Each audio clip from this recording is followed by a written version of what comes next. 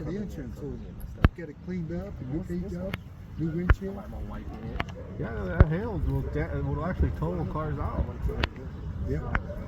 Well, my friend's uncle was from North Dakota, South Dakota. You know, this is back in the 19-teens. He was a kid. And he was sent to town to pick up some supplies. Two-horse team and buckboard. On the way back, he said he saw a big old black cloud rolling, and he said, "Oh shit!"